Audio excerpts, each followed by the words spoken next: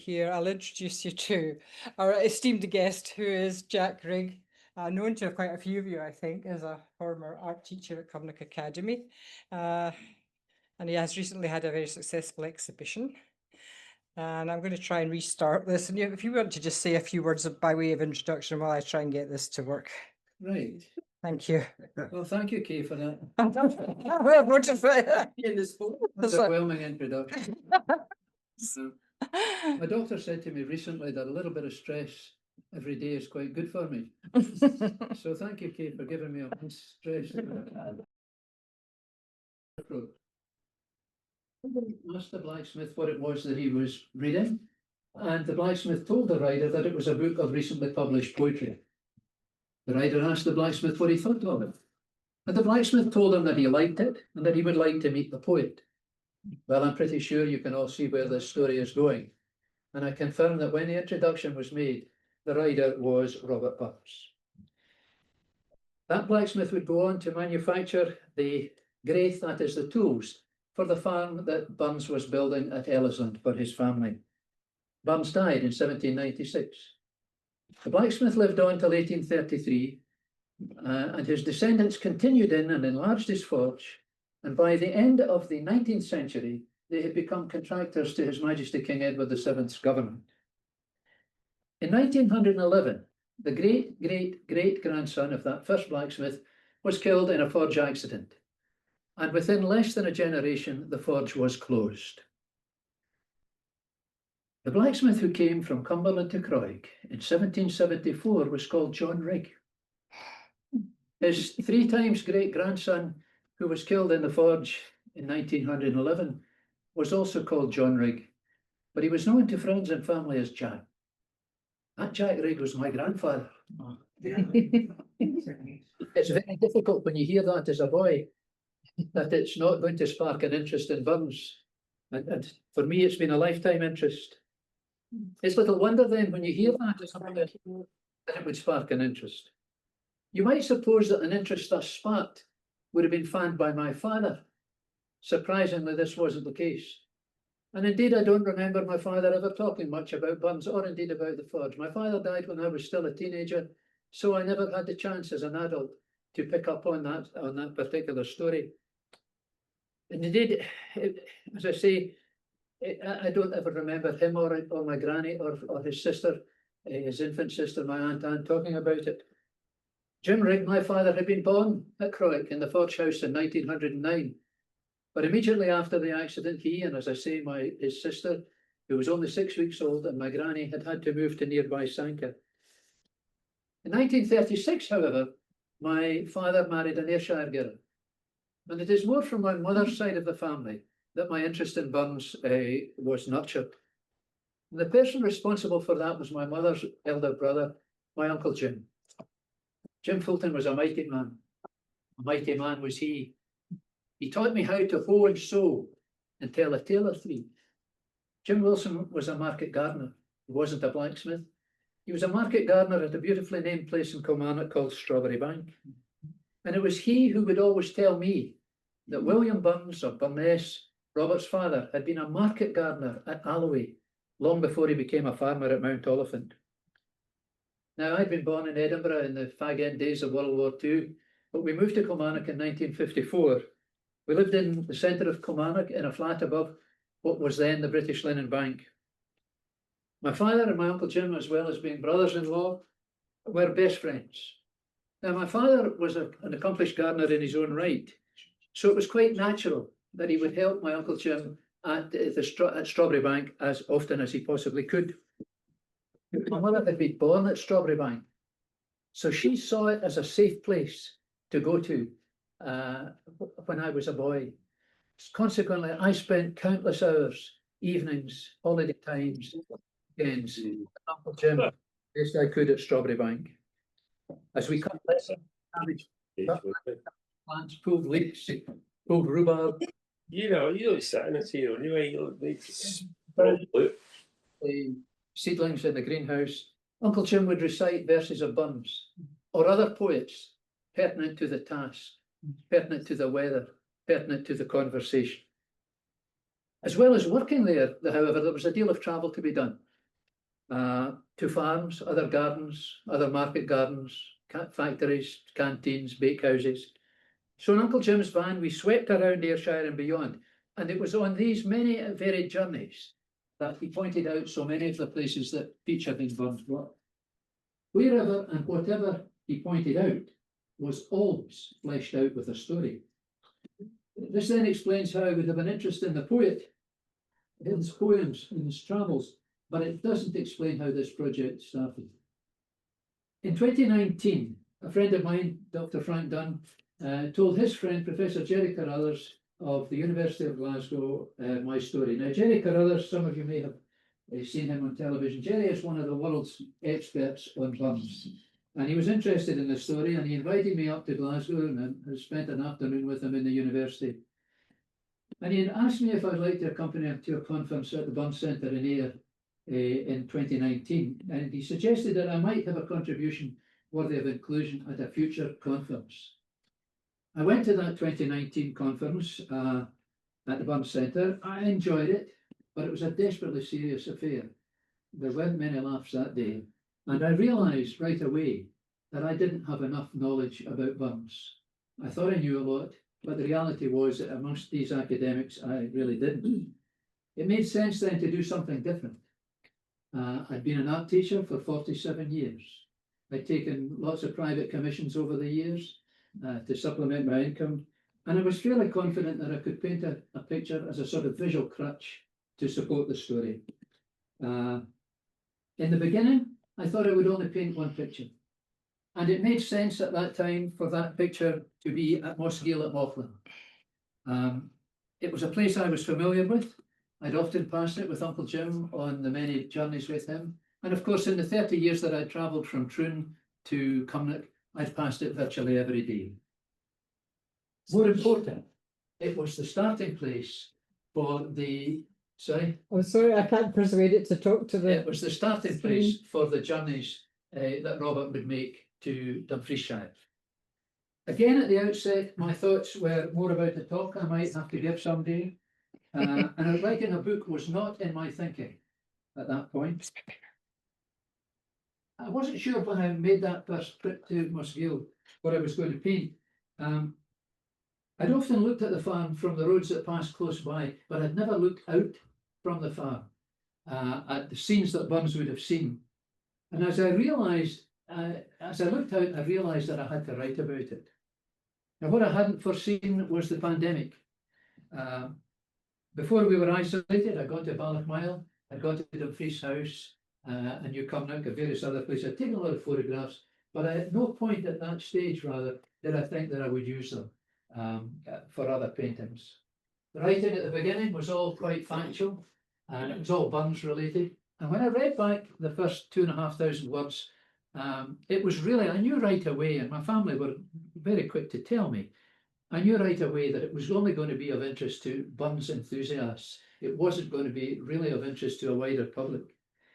So I started to add things which were not specifically Burns related things, but more personal facts and historical facts. And I showed the revised work to family members and a very close personal friend. And they liked this. So the idea of a set of anecdotes plus historical facts with accompanying pictures linked together became the book A Road Well Travelled. Many artists have been and are fascinated by Robert Burns and his work. And there are many, many fine paintings that are Burns centred. Indeed, many of these pictures include Burns in them, or contemporaries of his in them. My collection is all of places, 21st century places, contemporary scenes. But they are places that he would have been familiar with. And I am absolutely certain that they are all viewed from a spot that he would have stood in. So the spot that I stood in to do each painting is a spot that Robert himself would have stood in. I'm always conscious in any talk in Ayrshire, when I speak to any company, that there will be in my audience people who know more about Burns than I do. And speaking to a history group, there are people here tonight who I am sure will know more about some of the things I was going to talk about if we looked at the slides from a historical perspective. But we'll do our best. Is this the best you can do, I'm Kate? afraid so. I just can't persuade it to just talk to Okay. the screen. So, In the beginning, do you mind if I take my jacket off? oh, it's roasting in here, isn't it? Stressed here. You want one of us to take a time at holding it up? Oh, yeah, that might be quite nice. I'm okay just now. Right. If I start to wave. Yeah, we'll take turn about. Yes, as I say, I have a confession to make. This particular painting of Mosgiel, this is the farm at Mosgiel at Maughline. Most of you, I think, will be familiar with it. It's in a rather sad state at the minute. I'm a bit concerned about it, but it was not the first one painted.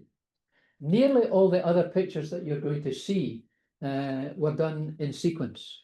But this one, I felt, I painted it at the end of the sequence so that it was in the book.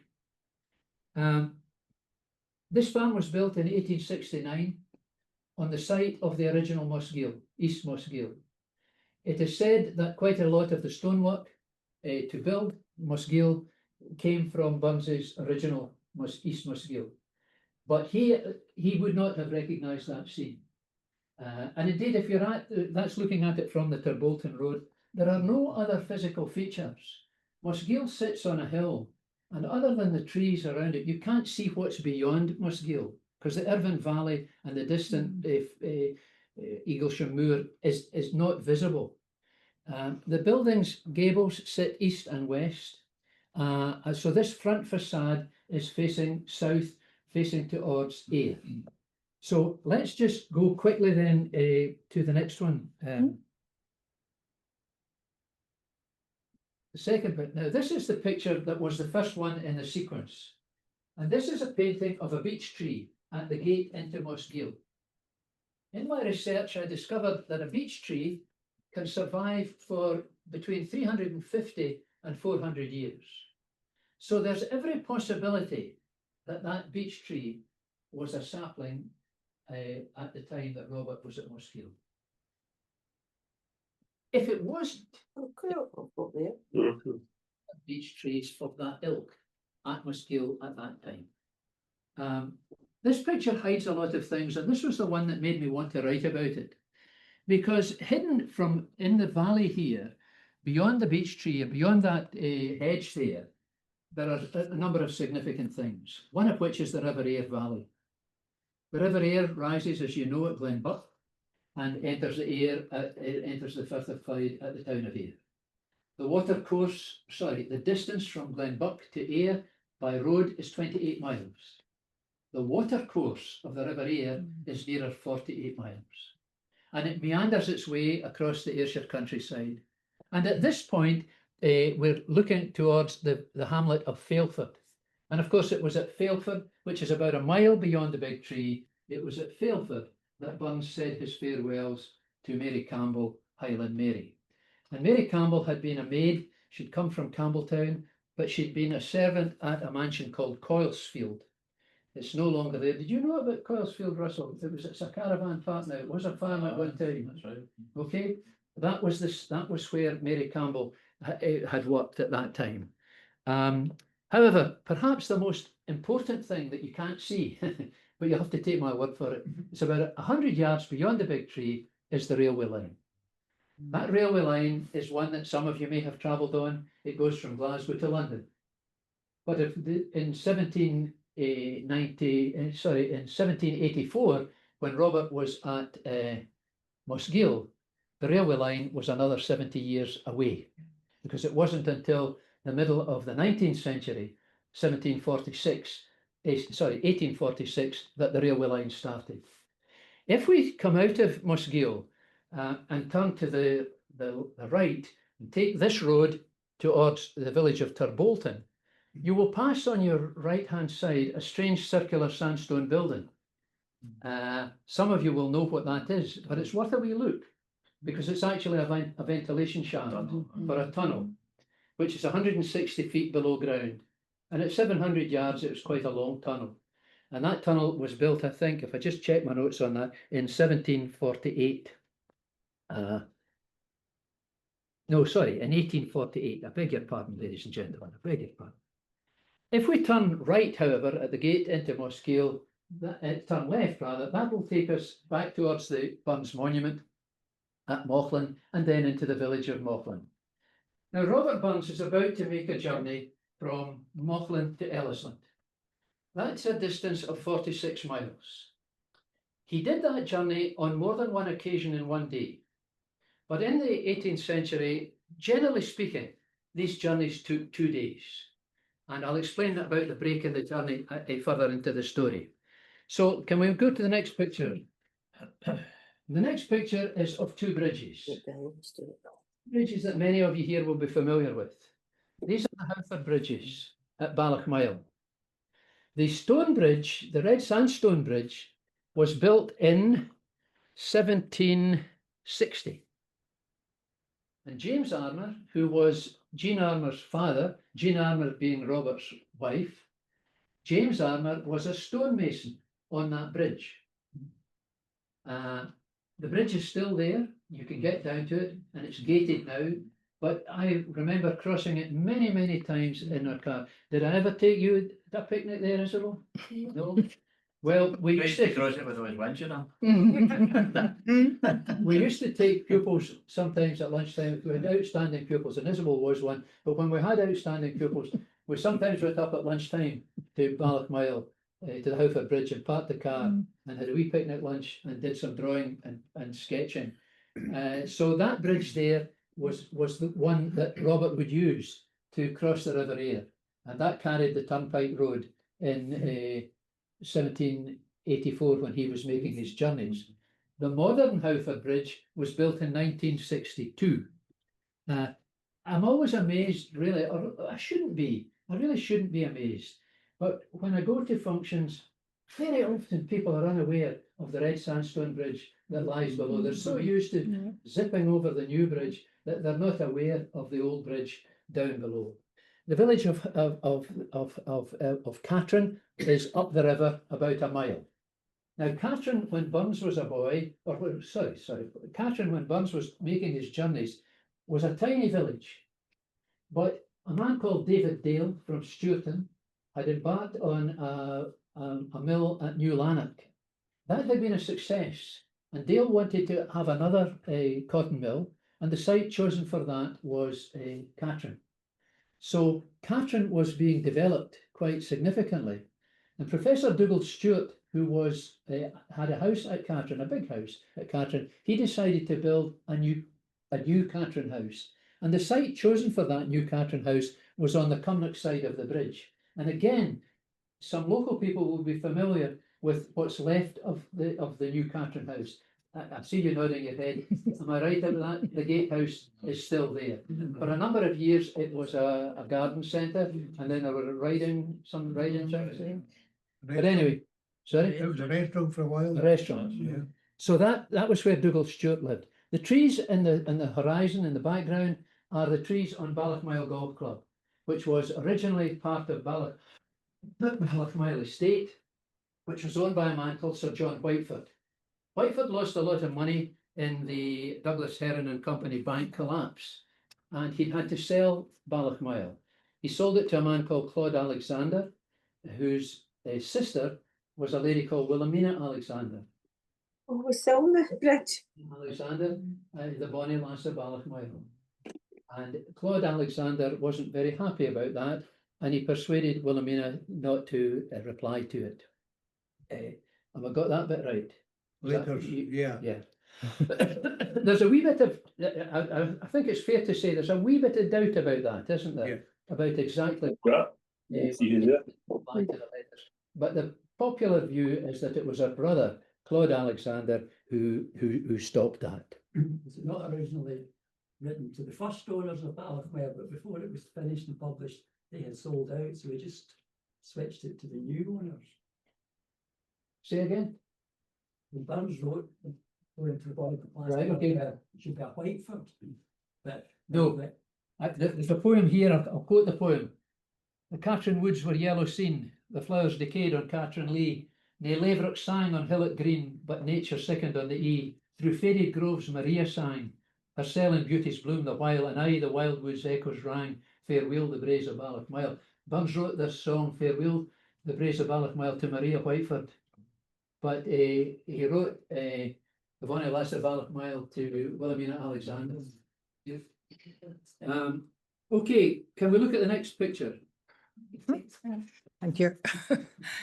Thank you, Marie. And this is another bridge, What are you using which I to think do it some on? of you will be familiar with. That one? Right. You see it? Change of guard. I'm smaller, so you need to put. This is the Adam Bridge Okay, at the Loch Norris, Dumfries House. Oh, yeah. Designed by Robert Adam and built in 1750. 10 years before the Howford Bridge. 10 years before the Howford Bridge. And I never go to Loch Norris, I never go to Dumfries House, but I think how modern that bridge looks. It doesn't look as if it was built before the red sandstone one. I spoke about inspirational and outstanding pupils. When you're a teacher, an art teacher, you have always to be prepared to have in your class students that have more ability than you have. I mean that, that's not a joke, I mean that very seriously. And in a lifetime teaching, I was privileged to have had several pupils who had more talent than I had. And one of these pupils was a girl called Jacqueline Farrell. Jacqueline is now the Director of Education at Dumfries House. I'm happy to say that she's a good friend of mine, but I'm so proud of her. She's doing a wonderful job with the Education Department at Dumfries House. And what the King is doing, to me, is just quite exceptional. Anyway, it's now, as you know, the home. It's now the home of the King's Foundation. I checked with Jacqueline and the education people at Dumfries House. There's no record of Burns visiting Dumfries House. On the other hand, there's nothing to say he didn't visit Dumfries House. And given the nature of travel in the 1780s, there's every possibility that he chose that bridge to get across the River Lugar. He was friends with a man called John Kennedy, who was the factor at Dumfries House, and he mentioned Factor John in a poem called The Kirk's Alarm. So there was a connection, but I can't stand here tonight as somebody who's interested in this and say, well, Robert Burns definitely went to Dumfries House. We don't know that, but the supposition from most people is that Burns would have gone to Dumfries House. And that's why it's called the Kirk's Alarm. At the Step End Bridge, which is the one down at the Congregational Church there, at the road into the Wood Road. And that was the bridge that he would have built. I can't give you an exact date for that, but it was pre-Burns, that bridge. And that is the way that he would ride through Cumnock and out through Cumnock. There was a terrible accident in the building of that bridge.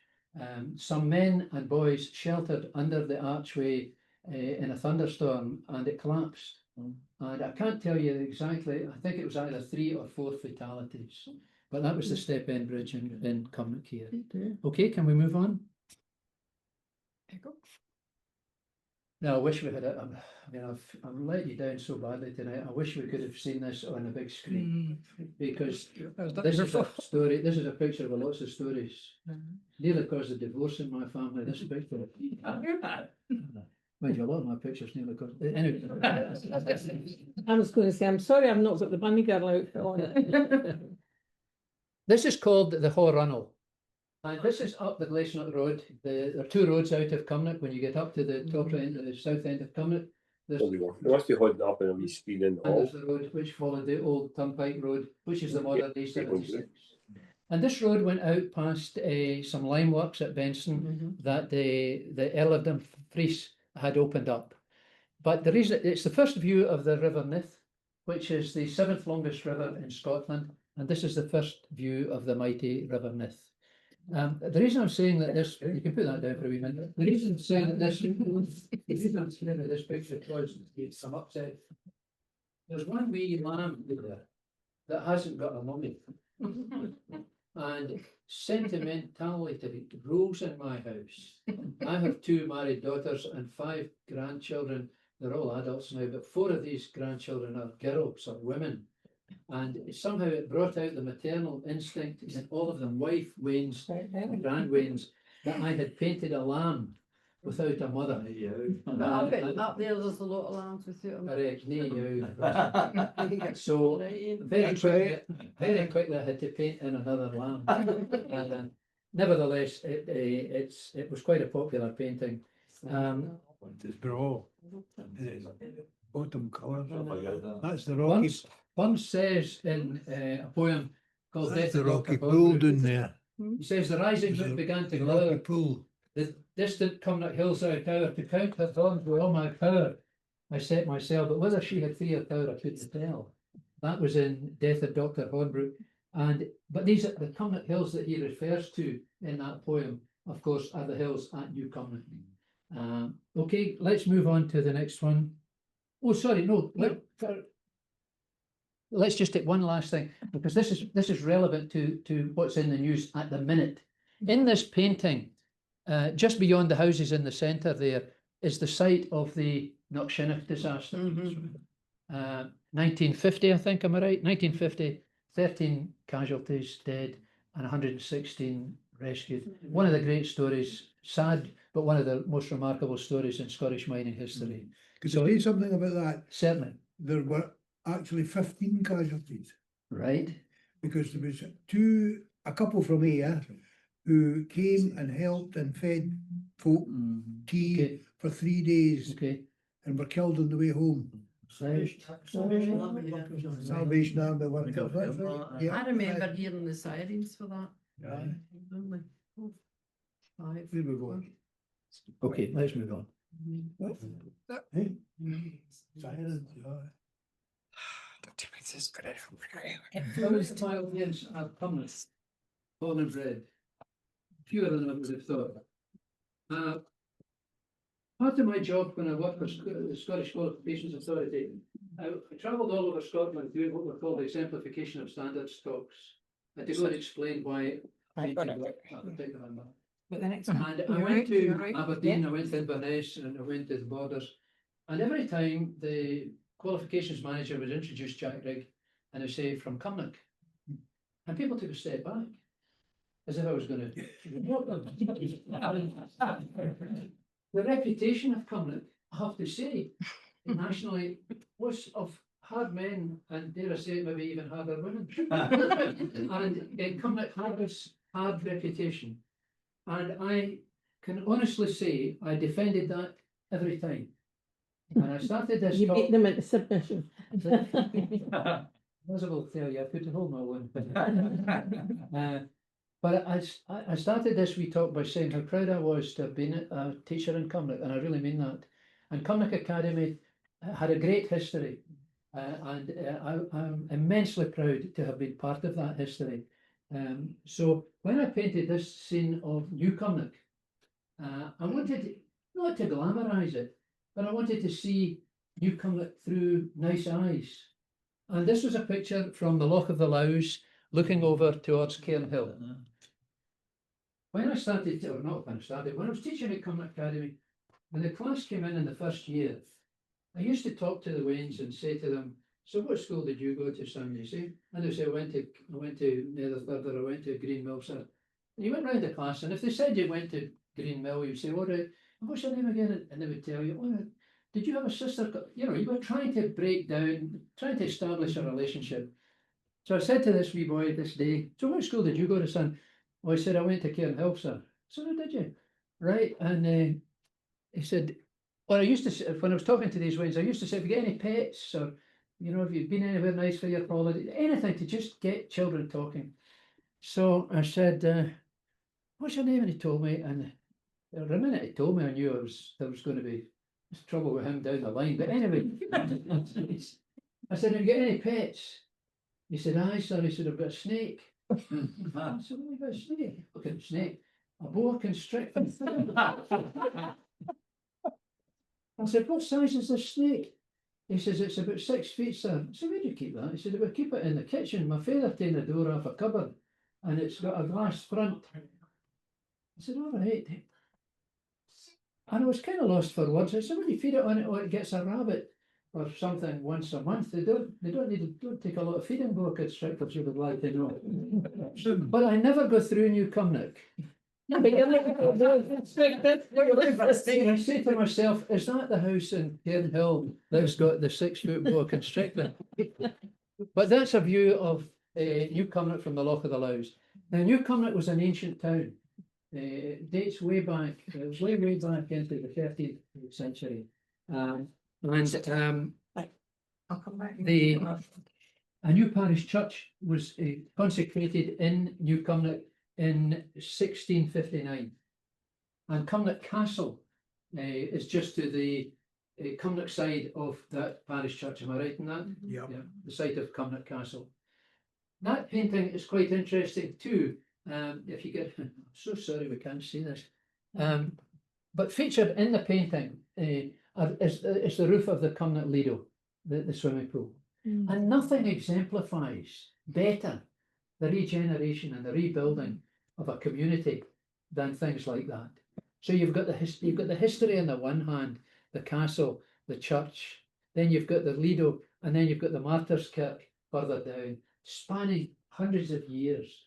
And then I actually painted little wind turbines on the hills. Now I know there's a big debate about the wind turbines, and for artists they're a real pain, as were pylons before them. But oh, we're going to Glenafton. Oh, sorry, Mr. That's Preston. okay, that's okay. It's okay. Yeah. So I put the little wind, right, we're back at Glenafton. It's Sorry. okay, just stay at Where Glenafton. am I meant to be? We'll stay at Glenafton. This must be two girls of us. You can't be a Bums fan and not know Projector Sweet Afton. If you drive up, how many have you been up Glenafton? Most of you. So you know, I think you'll agree with me that on a wet, cold winter's day, it's quite a forbidding and bleak place. I don't think you could really describe it as awesomely beautiful in a day like that. But Rugged. rugged, awesomely rugged. Okay. Interesting. But this particular day, we'll go back to What's it doing? Is it automatic? Where am I meant to be? That one? that one. Oh, Flow Gently, Sweet Afton. Of all the songs in Bun's catalogue, Flow Gently, Sweet Afton is the favourite melody for me. I was looking at, I was speaking at Bun supper 2 or 3 years ago, and the singer from the festival chorus, and she's sitting beside me at the top table, said, "What are you going to sing tonight, Rona?" And she said, "I'm going to sing the Books of Aberfeldy," and I can't remember what it was. Well, she said, "You seem disappointed." I said, "No, I'm not disappointed. It's just that Flow Gently, Sweet Afton's my favourite." Anyway, when she stood up to sing, I saw her speak to the accompanist, but she stood up to sing. She said, "I'm going to change my programme, ladies and gentlemen. I'm going to sing Flow Gently, Sweet Afton for Jack." And I tell you, I get quite choked even thinking about it to this day, because it's a beautiful, beautiful song, and I like it very much. Burns went up Glenafton, we know that, to visit a man called John Logan, who farmed at a place called Lake. And Logan had been a farmer at Knockshinnagh, incidentally, before he went there. Okay, let's move on.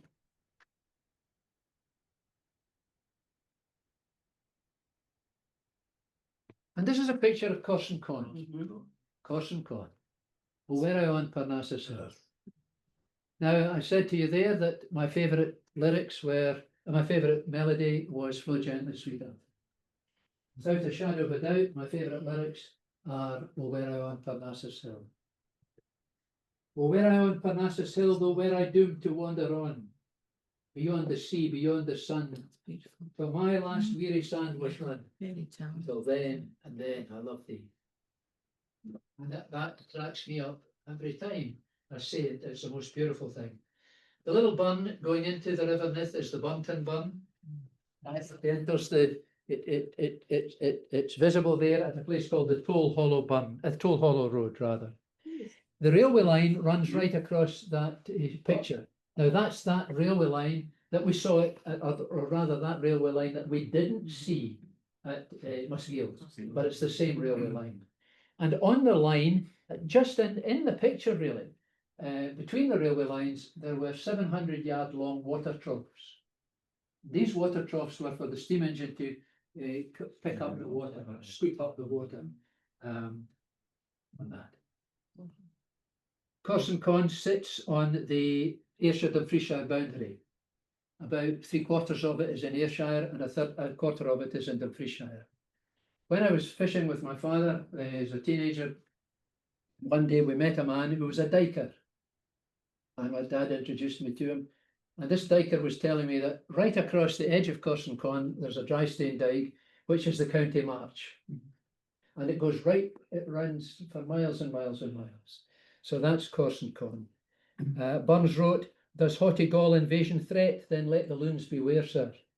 There's wooden walls upon our seas and volunteers on shore, sir. The Nith shall run to Corson Con, and Criffle sink in Solway, ere we permit a foreign foe on British ground to rally. We'll ne'er permit a foreign foe on British ground to rally." And he wrote that at the time when Britain was concerned about invasion from the French. And he's saying that that'll not happen. The Nith will run from the sea to Corson Con. In other words, he's saying hell will freeze over before we let a British foe. Okay, You're let's. not conscious of Corson Con from coming here, but at Chang, where we were neighbouring, always round about Croft Head, it rises to 750 feet. And if you go up to the top of the hill, it's just a mile and a half from Cumbria, you can see straight to Corson Con. And it's the way it cuts through back. And at the same point, a good view from Croft Head of Ben Lomond. Yes, absolutely. But you get a good view of Ben Lomond from Muskill. Yes. But you can see Corson Con from Kilmarnock, or from round about Kilmarnock. Yes, Corson Con is visible. I'm always surprised at the Kennedy's farm there. He turned down to stay and they get a look away to Cairnsmore Persuasion. That's right. And it's an unmistakable profile. Right. It's like that rounded hilltop. Anyway, moving on, we got this next one. This is Corson Con again, but this time it's viewed from Dumfriesshire, looking back towards Ayrshire. Burns had an incident happened when Burns was in Sanquhar, and he'd been forced to leave Bailey Wiggham's inn. He'd been put out of the inn when Mrs. Oswald's funeral party arrived. And he was very unhappy about it, and he wrote a rather savage ode about Mrs. Oswald. And in that ode, he said that he'd been forced to ride through the wildest hills and moors of Ayrshire. In actual fact, the journey that he made, these wildest hills and moors, most of them were in Dumfriesshire. Most of them were in Dumfries. The Guildhall Bridge was built by a man called John Smeaton. Now, John, I haven't got a date for that, but again, it'll be in the 1750s. John Smeaton designed the Eddystone Lighthouse. And John Smeaton, and he also designed the bridge over the Tay at Perth. And he was given credit for the invention of hydraulic lime that was quick setting, Smeaton. I travelled over that bridge countless times. Some of you will know that bridge. It's just as you're about to enter the village of Kirkconnell. So you sweep down past Kirkconnell Cemetery, you turn, it's a sharp left, and the bridge goes over the River Nith. And you have to make a sharp right because otherwise you'll be into the railway line. So we come sweep over that bridge. And it was broadened in 1920. The original top of it was taken away, and steel girders were put in, and the road was widened. So what you're seeing now, as you drive your car, looks like a modern bridge. But when I was doing my research for the book, I read about these piers for the bridge. So I thought, well, I've got to go and see that. So I drove down to Kirkconnell, and I parked the car, and I walked over the bridge, and just put that down for a wee second. Okay, you must be down. And I walked through the bridge, walked over the bridge. There was the wee gate into the right-hand side. I went the wee gate into the field, and back to the river. Now the River Nith is a big river, but it's not massive at that point, but it's deep.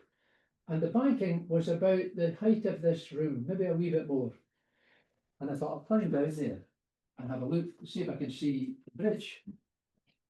That's not a good idea when you're 80. And it's an even worse idea when you've dressed like this with your sports jacket and your bow tie and your camera, you know. And I got stuck.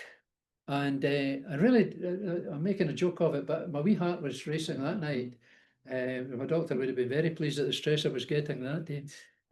Anyway, I managed to grab, I was all scratched with thorns and nettles, and I managed to climb up a bit. So my head was now level with the wee path.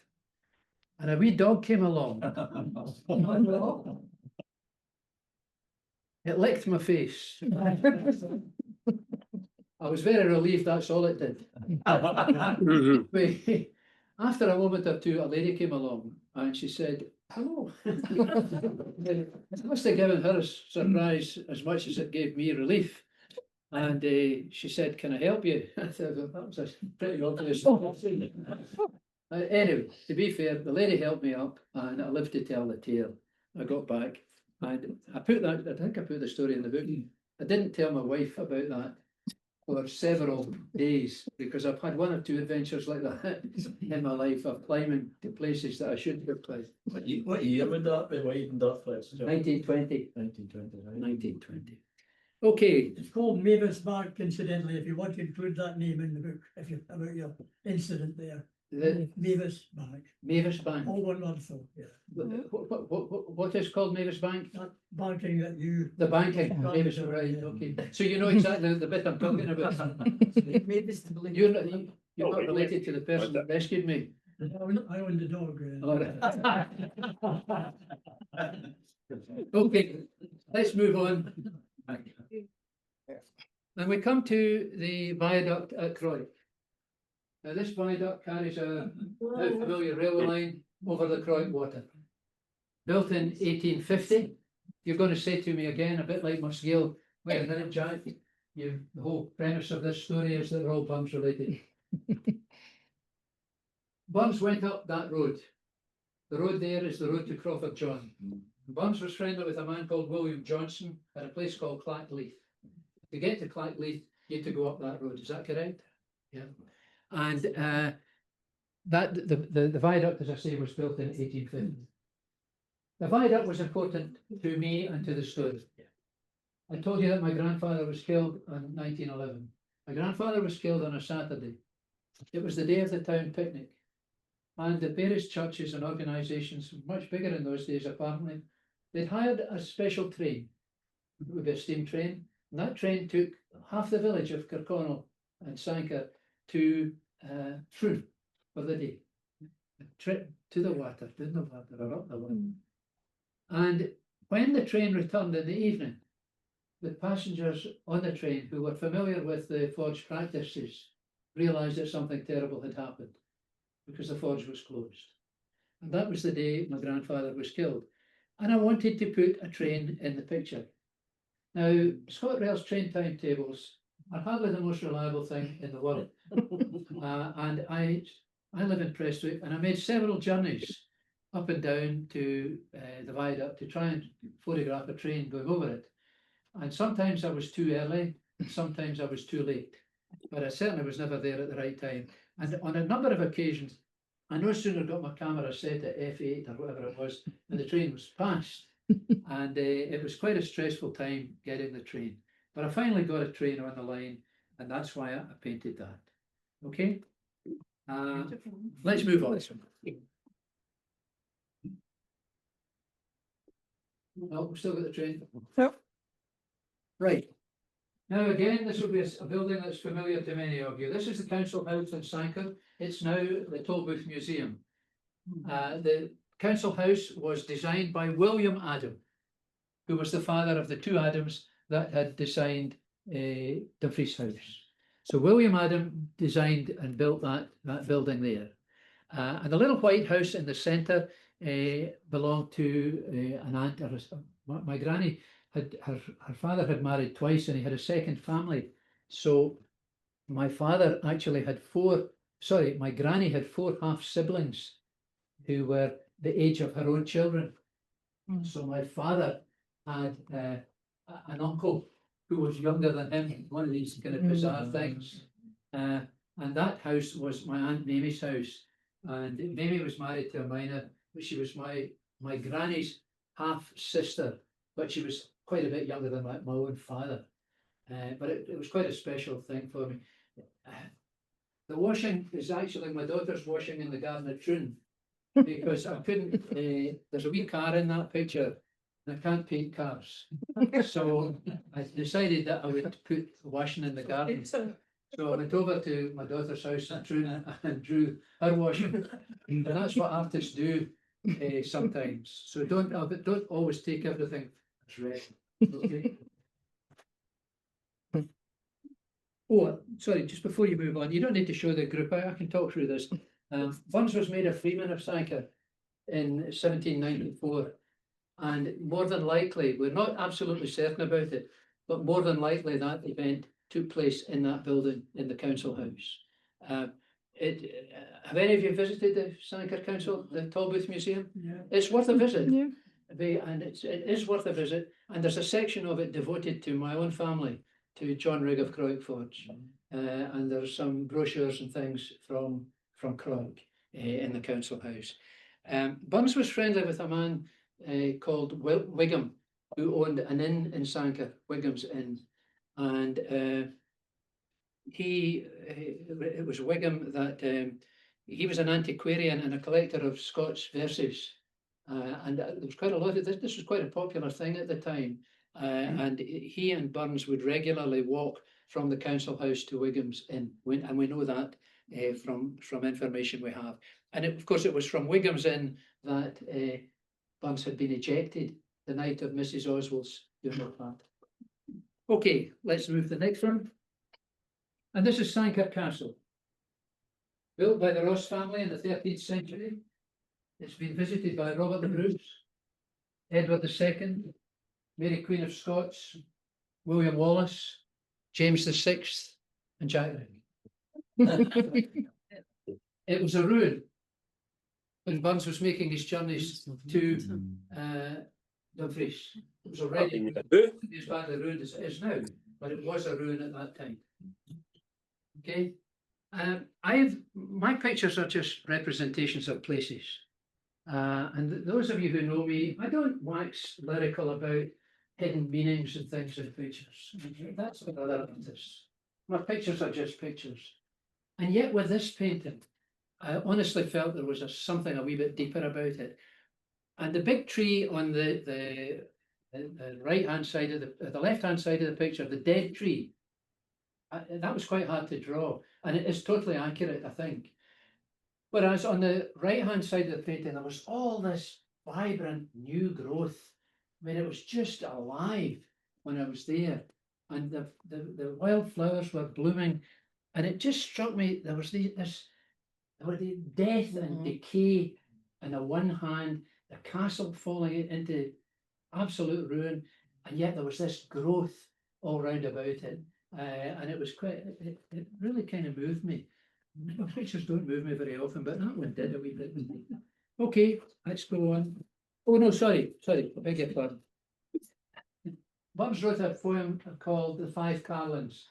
That was about an election in Dumfriesshire, and called the Sanquhar Black Joanne of Sanquhar, of Gypsy Kith and Kin, Black Joanne frae Crichton Peel. And Crichton Peel was the tower, it was the Crichtons that owned Sanquhar Castle. Okay, sorry, can move on. Okay. We go down the road beyond Sanquhar, and we're going to take a wee detour, and we're going to go up Mennock towards Wanlock Head. Up Mennock. Thanks, Russell. We're going to go up Mennock to Wanlock Head. Wanlock Head, the highest village in Scotland, with Pegasus upon a day, Apollo weary flying. Pegasus was Burns's horse. With Pegasus upon a day, Apollo weary flying, through frosty hills the journey lay, on foot the way was plying. So Burns was riding up Wanlock Head, up through Mennock, and his horse was slipping on the road. And incidentally, the roads in Dumfriesshire were considered to be some of the best roads, not only in Scotland, but in the UK. And this was thanks to improvements by the Duke of Queensferry, a man who was known as Old Q. Let me see which Duke he was. He was the 4th Duke of Queensferry. And his Drumlanrig was his country seat, and he was a road improver. Sorry, am I in the way? No. So it was a good road. When he got to Wanlock Head, he spoke to a man called Taylor, who persuaded the blacksmith to turn over to caulk the shoes on Pegasus. And he describes the blacksmith as an obliging Vulcan. You've heard I was a teacher for 47 years. And when you're a teacher, you know other teachers in other schools. When you're a lawyer, you know other lawyers in other towns, and when you're a doctor, etc., etc. There's a network of professionals. John Rigg was a hammerman, a blacksmith. He would know the blacksmith, I'm pretty certain, at Wanlock Head, who turned over Burns's horseshoes. My aunt, and I'm so sorry we can't see this on the big screen, but you'll just have to take my word for it. Just put it down, Russell, for a wee minute. I don't want you to make it now. Because I could describe it better than for the company rather than have trying to see it in the picture. My aunt was a teacher in, my father's sister was a teacher in Moffat Academy. She was 5 feet on a good day and 4 feet 10 on a normal day. And she was a brave wee lady. She was a spinster lady, and she travelled, she lived, as I say, in Sanker, but she taught in Moffat Academy. She had a little flat in Moffat, which she stayed in Monday to Friday. Around about 1951, I think it was, my grandmother took ill.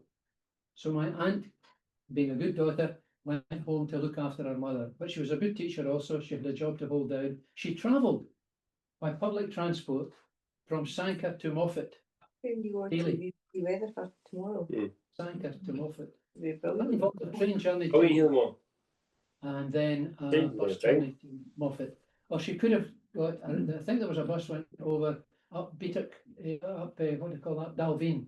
She could have gone over that way, but the easiest way was to You go. know, So she decided that she would learn to drive, and she brilliant something. did. And she bought a wee car, Certain times. and she, Mm. my granny recovered.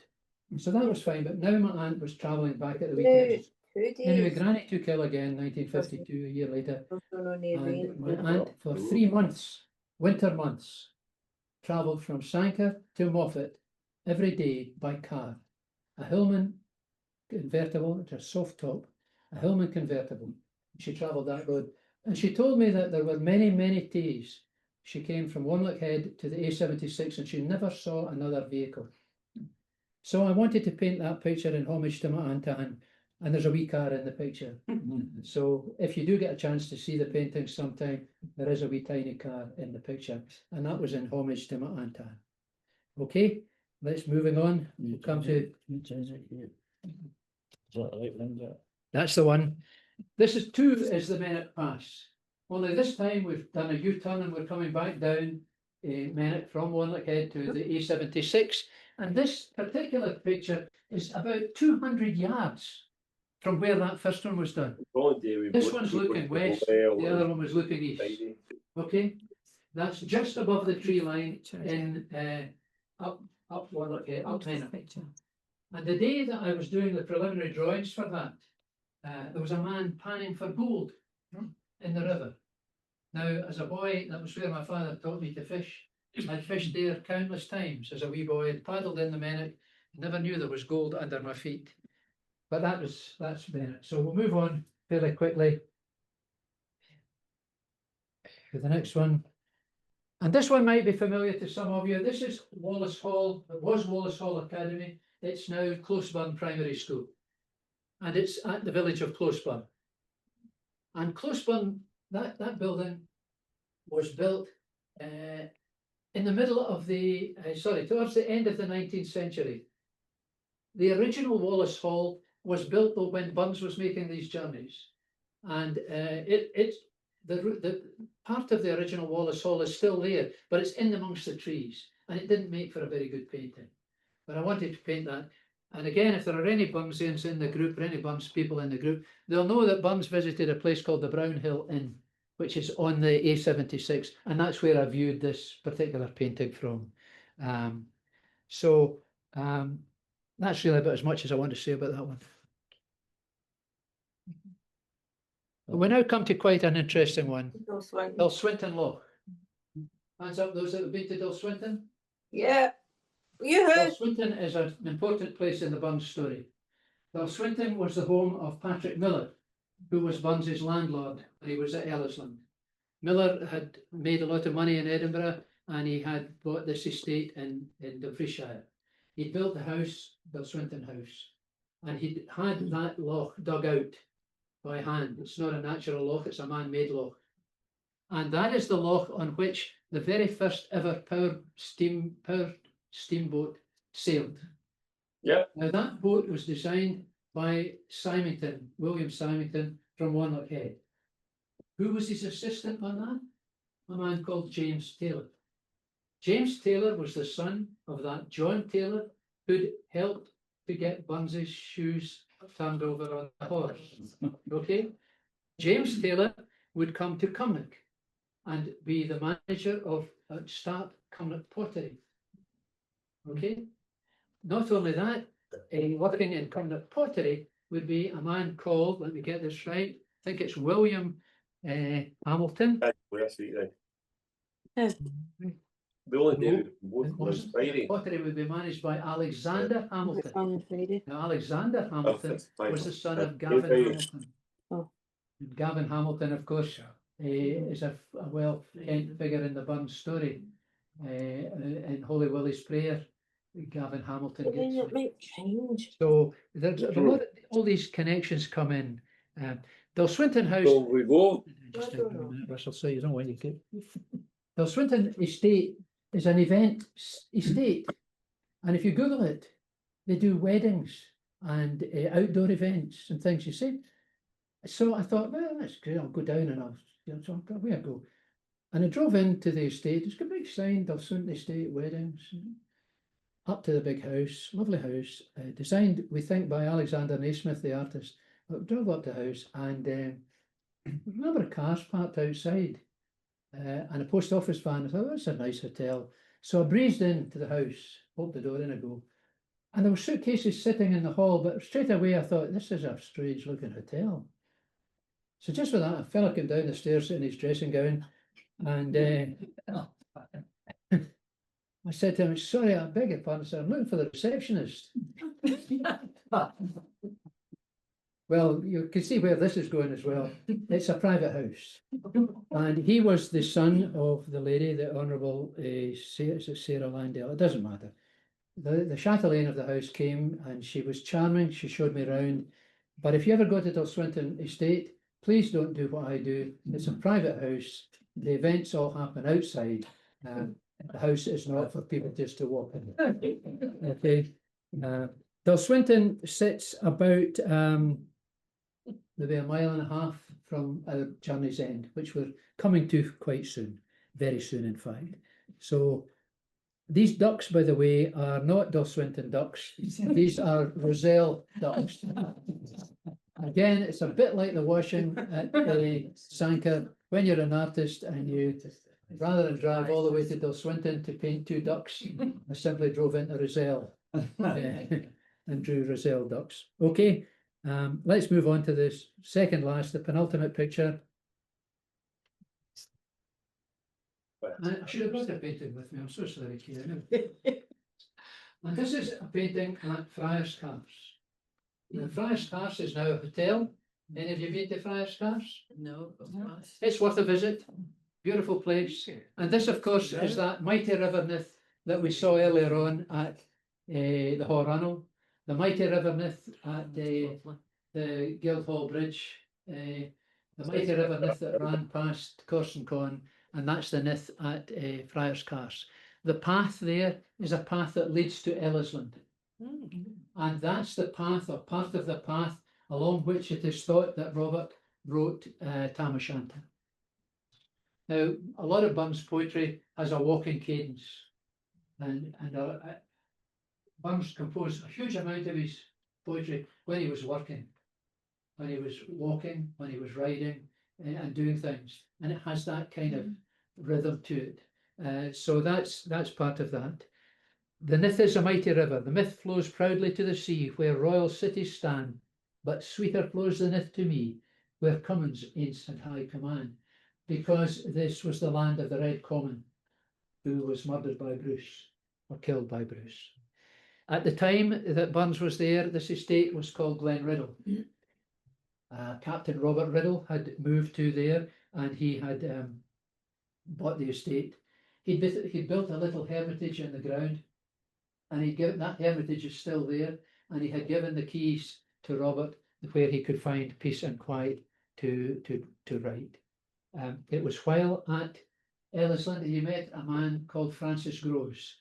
Now Grose was writing a book about the antiquities of Scotland, and it was he who, in conversation with Burns, Burns had said to him, "You've got to go to Alloway, because there's some really fascinating things to see at Alloway Kept." And they talked about the witches and what have you. And Grose asked him to write a story, a poem, and that was why he wrote Tam O'Shanter. He wrote it for Francis Grose. He was the inspiration. Robert Riddle, his sister-in-law was a lady called Maria Riddle, and Burns was slightly enamoured with Maria, and there's a beautiful painting of Maria. It's worth googling. The other thing that happened at Friars Cars was the story of the whistle. Anybody know the story of the whistle? Okay. Let me tell you the story of the whistle. Correct me if you like. Okay. The whistle was brought to Scotland when Anne of Denmark came to marry James the Sixth, was it? Okay. David is Hart. Right, so that's when the whistle came to Scotland. And the whistle somehow came into the ownership of a man called Sir Robert Lorry of Maxwellton. And he was friends with Riddle. And they decided, the whistle incidentally was a prize for, it was a prize for a competition where people would drink. The person who could last blow the whistle, in other words, it wasn't so inebriated that it couldn't blow the whistle, would win the whistle. And this Danish knight, Danish courtier brought the whistle to Scotland. That was a big mistake, because the Scots could drink him under the table, which they did. So the whistle then ended up in Dumfriesshire. So we move forward a couple of centuries, and the whistle is now in the possession of Robert Riddle at Friars Cars. So he decided to have a competition, and Robert Burns was at that competition, but he was there as an observer. He was not there as a participant. He was there with a man called John McMurdo, who was the factor at Drumlanrig, and they were there as observers. And the whistle was won by Ferguson of Craigdarroch. The following week, Burns asked Ferguson if he could borrow the whistle to take back to Ayrshire to show friends in Ayrshire. And Ferguson agreed. So Burns took the whistle, and he stopped at Bailey Wiggum's Inn in Sanquhar, and they decided to have a game, a reenactment of the competition. And on this occasion, Burns was a participant in that competition. Another participant in that competition that night was a man called John Rigg. William Johnson of Clackleith won the whistle, but he didn't win the whistle. He won the actual drinking competition, but the whistle was returned quite properly to Ferguson. That whistle is now in Ayrshire. It's currently housed in an estate in Ayrshire. And I had the privilege to go and meet the gentleman at the estate. I'm not going to tell you where it is, it's a big secret. And we went to see the whistle. And he said to me, "Jack, would you like to blow the whistle?" I couldn't do it. There you go. I get quite emotional thinking about it. It was enough for me to hold it. To think that I was holding an object that my 5 times great-grandfather had held. It's a beautiful object. There's a picture of it in my book. It's a beautiful object. It's beautifully mounted, and that's the story of the whistle. Okay. And I'm glad it's back in Ayrshire. Sorry? No, before it, but it's only last week. You knew it was back in Ayrshire? Yes. Yes. Okay. Right. We'll go to the last painting. The last painting. And the last painting is Ellisland. Ellisland, just 6 miles from Dumfries. Was there ever a more Ayrshire looking farm? Eh? whitewash and paint it. but It looks as if it's been plucked from Ayrshire and lifted into Dumfriesshire. Now, I love Dumfriesshire very much, but I love Ayrshire maybe slightly more. And I love the farms in Ayrshire. I've got a lot of connection with farms in my life. And in a funny kind of way, it's not unlike Strawberry Bank, where this whole story started for me. That market garden in Kilmarnock. That wee building is quite like the building that was at Strawberry Bank. And again, there's a picture of Strawberry Bank in the book. So that building was built by Robert in 1788. He started it at Ellisland. He was there. It's 170 acres, and he was there until 1791. Charles Dickens writes at the beginning of A Tale of Two Cities, it was the best of times, it was the worst of times. For Robert, the first couple of years at Ellisland were probably the happiest time in his life. And at the end of his time at Ellisland, it was the start of what would be one of the most difficult times in his life. But it's a remarkable place. It's now owned by the Robert Burns Ellisland Trust. And it was here, of course, at that very window there, that he would write Auld Lang Syne. Well, when I say write Auld Lang Syne, he took an old song and adapted it. But it's the song that everyone knows, Auld Lang Syne. It was at that window that he would write on Seeing a Wounded Hare. You might be pleased to hear that there's a massive investment due soon. I think it's something like £11 million. It's a massive amount anyway. I am pleased about that. I am pleased. When I went down, the first time I went down, my wife and I went into the museum. And in the museum, there's a spade. And I have a catalogue from about 1890, I think, from the forge at Croig, right? And in that catalogue, there's a spade identical to the one in the museum at Ellisland. Now again, I can't go to a history group. I can't stand up here and say to you, ladies and gentlemen, my great grandfather made that spade. But I'll tell you this, I think and hope my great grandfather made that spade. Excuse me interrupting, but you'll find the same one, not the same one, but the same style in the museum at Sanka. In the Tolbooth Museum, as a Rigg spade. Yeah. Yes. Yeah. Well, there are several, not just one. There are 4 or 5 at least. Yeah. I've been there quite a few times, and I didn't make. Okay, Russell, that's fine. That's the last one. My daughter, one of my daughters, is a superb knitter, and she knits the Sanka pattern.